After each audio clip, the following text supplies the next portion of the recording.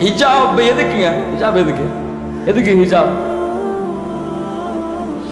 உடலுடைய உறுப்புகள் எல்லாம் வெளியே தெரியக்கூடாது என்பதற்காக மிக நீளமான தொலைதொலை என்ற ஹிஜாபை போட்டுக்கொண்டு வெளியே வர வேண்டும்.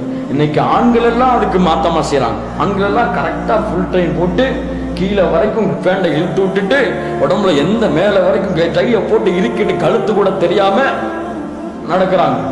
நம்ம பொம்பளைங்க என்ன செய்யறாங்க?